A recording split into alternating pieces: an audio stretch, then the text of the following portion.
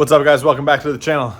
You guys saw 2 videos ago, we took apart reverse on the T56 for the Drift CTS-V, and today I'm going to be putting it back together. So let me show you the parts that have come in so far for this rebuild, refresh, whatever you want to call it. And basically the issue we were having was reverse not wanting to really go in, so I would have to really push the gear shifter into reverse and hold it there, and there was like a 50% chance of it engaging, and sometimes even if it engaged, it would pop out. So I got in today our new reverse gear and our new synchro, but it's like the engagement gear. I guess it's a synchro, I don't know, whatever the technical name is. I'm not a transmission guy, but you guys get the idea. So let me show you here a comparison between the two. It's pretty night and day. So this was the synchro ring that we pulled out the other night, and you can see all the gear teeth here are like pretty rounded off. You know, they don't have like that sharp point to them that they should have, really. They're pretty beat up. So we have our new one right here and assembled, and you can see these gear teeth are nice and sharp. So I transferred over our little springs, our lock rings and these little pins right here, the 3 pins, and then this washer right here to this one. And this one's pretty much ready to go in. And then we have our new reverse gear. Again, this guy, all these gear teeth right here are pretty rounded off and mushroomed and whatnot. And then we have our new one right here that has sharp teeth, brand new, ready to go. So pretty happy with the turnaround time, really. At this point, I am just waiting on some snap rings to come in and a new brass blocker ring to come in that I think will be here tomorrow.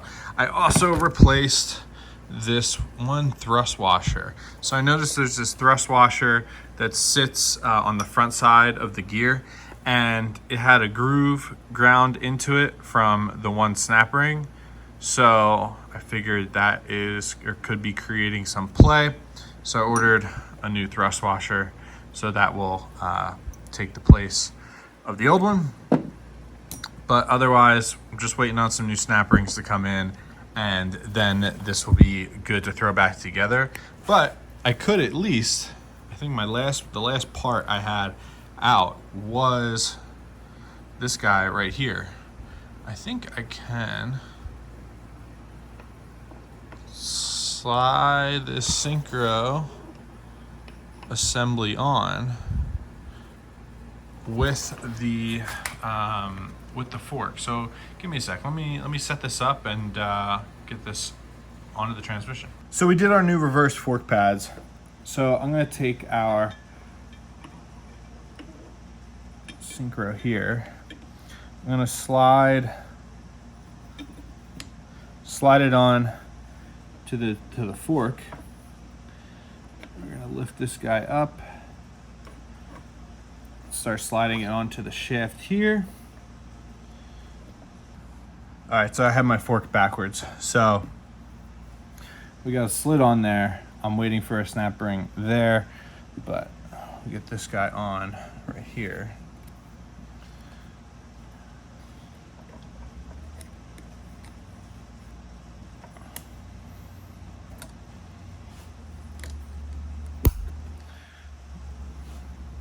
Okay, we are snapped on there. So we got the selector put back on. So it's the next day, and my new brass blocker ring has arrived from Hawks. You can kind of see, so this is the old one. In here, these oil galleys they don't really catch my fingernail much. These guys are much deeper, much better, less worn out. And I don't know if you guys can see, but if you take a look on the teeth here, on the new one, compared to the teeth on the old one has that issue of it being slightly rounded off. So one of the big differences is, this is the old one. When the blocker ring goes down onto the gear, you push down, it still kind of spins. Whereas on the new one, it goes onto the gear and you push, it kind of like locks in and doesn't really want to spin. So that's a good sign. And from there, we are good to start putting this stuff on. So let me set you guys up here and we'll get this blocker ring on and we will slide the gear on with it. So blocker ring goes in first, and there are keyways here, here, and here. They line up with the 3 little clips inside the synchro ring. And then with that goes your little tension spring here.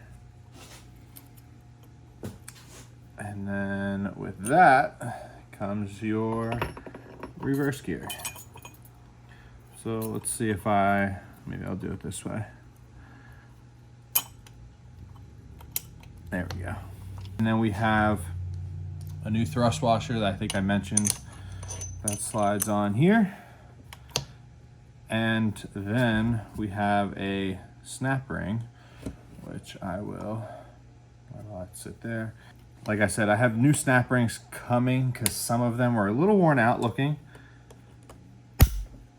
but some of them still look totally fine. So I think we are all good here. And then from here, we've got a metal sleeve. We've got this little bearing guy here. And we got another metal sleeve to kind of center it where it needs to be. And then we have yet another snap ring.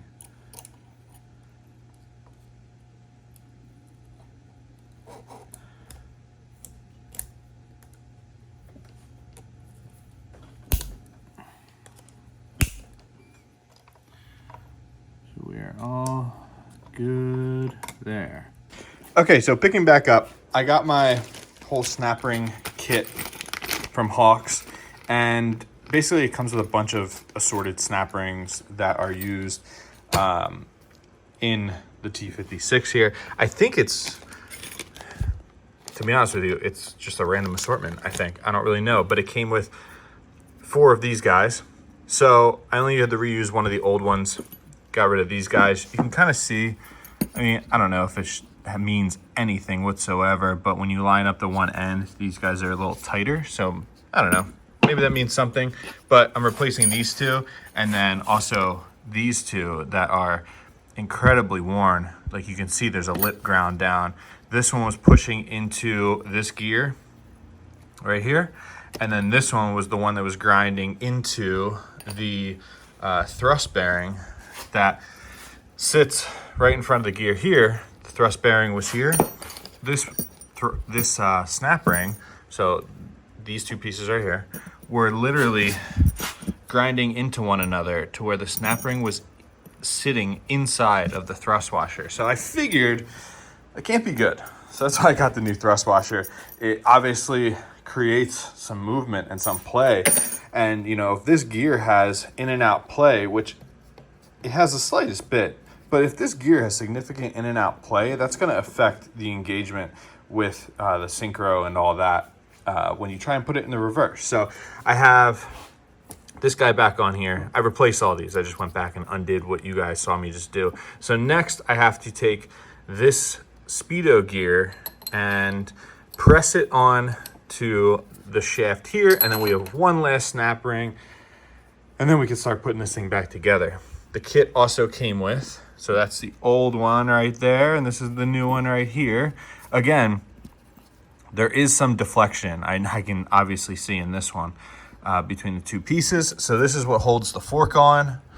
So we'll get that one on. And then the kit also came with an assortment of new pins. So that pin holds this selector shaft on in the shifter area. So I just gotta grab one of the matching pins and we'll put it there. So I'm gonna get a piece of pipe because someone said that they used a piece of pipe to tap this back onto this shaft. So I'll probably get a little bit of gear oil, we'll lube it all up here, and we'll get a piece of pipe on here, and we'll just try and gently tap this into place for the speedo sensor, and then we'll get the last snap ring on and we'll keep moving with this.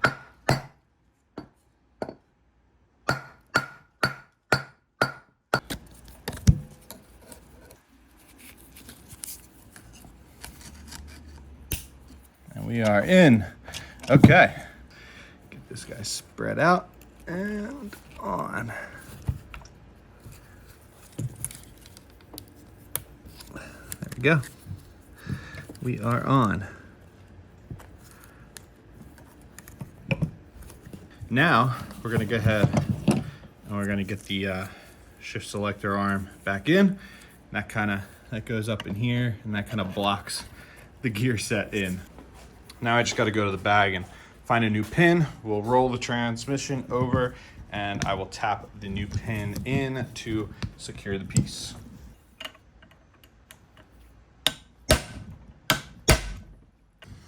Okay, so we are flush and we are attached. All right, so we're all good. So I think I'm just gonna do a quick once over on everything here, but I think we're good to get our tail shaft housing back on. I'm just gonna wipe out the fluid that's left in here, but otherwise we are all good. So I've come to find out that I'm fighting this a little bit because this rod has to align with the hole inside the end case. So basically what I'm going to use is I'm going to fish a piece of wire down.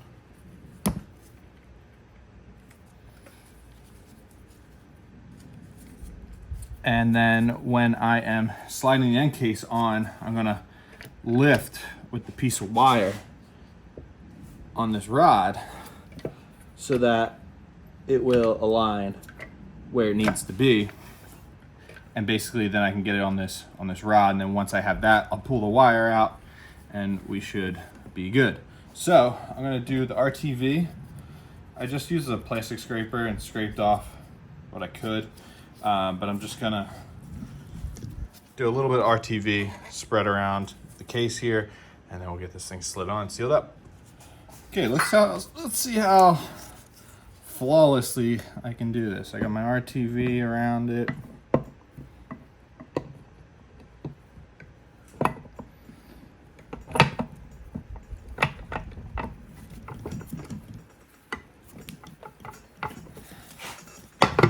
There we go. I'm gonna slide this guy out. We are on.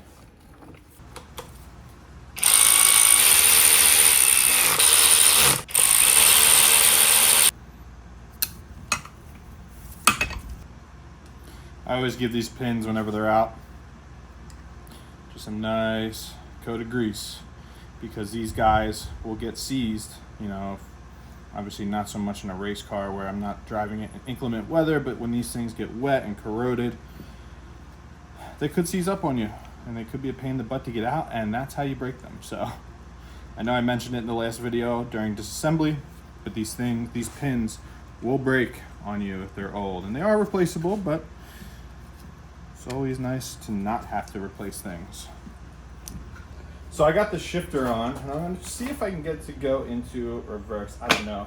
So that's first, that's second, neutral, we have third, we have fourth,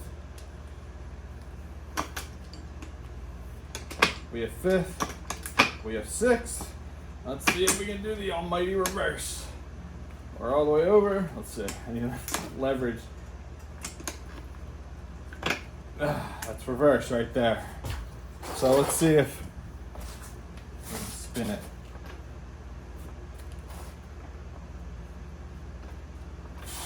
So I mean,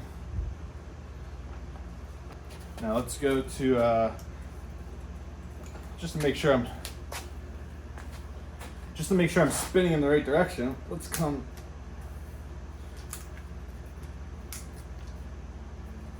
Come out of reverse. Okay, we'll go into fourth, just for the heck of it. A 1-to-1 gear there. We'll spin, and there you go. We're spinning on forward gear. So it's going into reverse. It's going into reverse out of the car. Then I pretty much just have to get this guy back on, the end flange. So I'm gonna put some fresh grease on these splines, get that flange on there, and then the nut, the DSS drive shaft adapter back on. Remember I did the little Sharpie mark right there.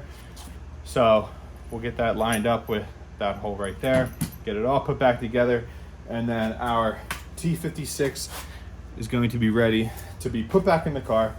So that'll be the next move. Okay, so I'm gonna go ahead and fill up the transmission here since I got it on the transmission jack. So we're gonna use the Motul multi-ATF.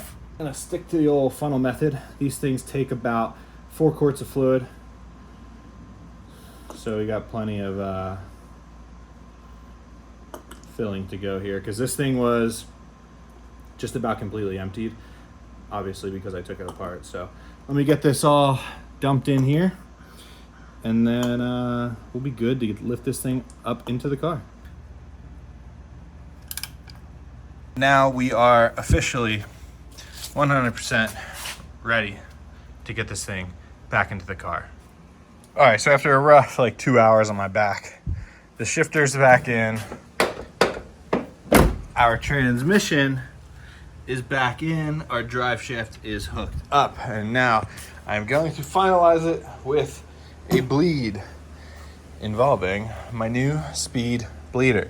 Now, when I first used the speed bleeder on the Black V, I was under the impression that this was an actual speed bleeder valve.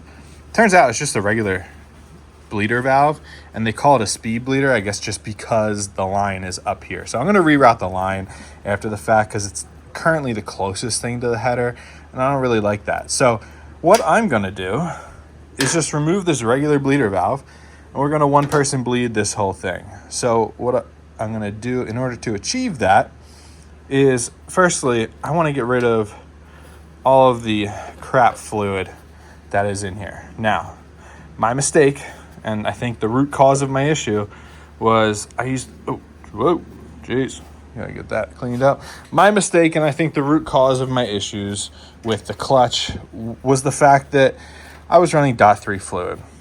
Kind of stupid of me, I know, but it was easily accessible, and yeah, I don't really know why. I think it's just because I had .3 fluid laying around, and while I could have just started incorporating .4 into the system, I wanted to add this speed bleeder line that I've had sitting on my desk for so long. So let's get this all cleaned out. I'm going to show you guys how I'm going to do a little flush here with some .4 and then ultimately bleed the system.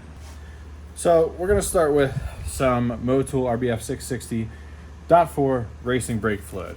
Shout out again to Motul for supporting our program this year and, just really believing in us. I just filled the engine actually last night with their some new 300V competition 1550 from Motul. It's not new for them, but new for me. So I'll get this guy opened up here, and I'm going to pour some into my clutch reservoir. We're going to fill that up all the way. Now what I'm going to do is pour some into this red cup, just enough that when I put this bleeder line into it, it's submerged. So then what I'm going to do is I'm going to fully submerge my bleeder line into the red cup, and I'm going to go in. I'm going to start pumping the clutch. And what that's going to do is it's going to start taking this fluid and pushing it out into the cup. We're going to get a full flush of the master cylinder and the slave cylinder, anything that's left in there from when it was pulled. And then we are going to ultimately just keep topping this off until we stop seeing any bubbles coming out here. That way we will have a fully bled system of .4. Now the reason I submerged the line in fluid in the cup is so that when I pull the pedal back, it sucks .4 in. It doesn't suck in any air, which is why when you would typically close your bleeder valve. So let me start pumping and we'll see what we got. Go. Oh, right to the floor. Okay.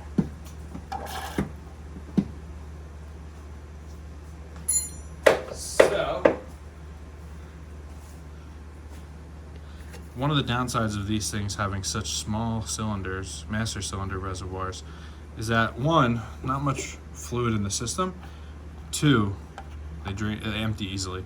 Now you can see right there the darkness that already has hit the cup. That's the crappy burnt up .3 that was in the system. So let me keep pumping. Now it's pretty wild, right? Look what came out of my clutch system. Guys, just save yourself the hassle. Do not run .3 fluid. Check out Motool's .4 fluid. You know, it doesn't even, you know, there's plenty of other options out there off the shelf, but geez, if you're running an LS car, stay away from .3. Honestly, if you're running any kind of performance car, stay away from .3. I got my ear protection on because this thing's open header right now. I'm gonna try and start it.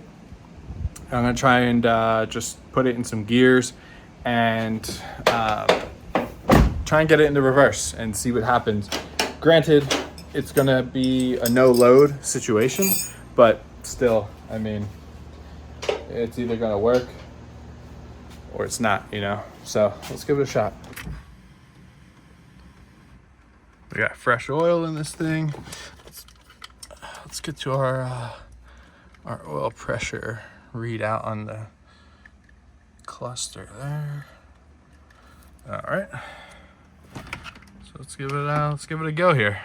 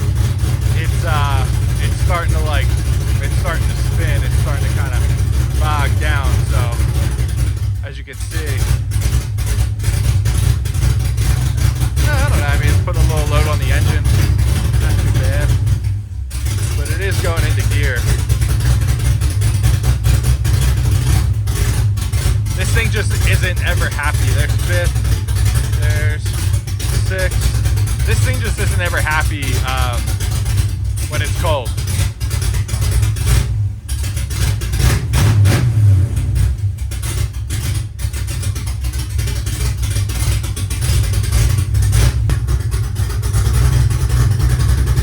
Again, the R showing.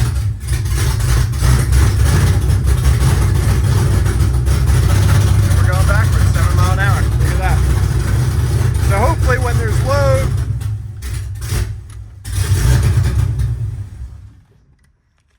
okay, that was incredibly obnoxious. The car would not run right. I gotta make sure I have everything plugged in, to be honest with you. So the important part is that, granted, there's no load on the engine. Sorry, my screen's a little blurry here. There we go.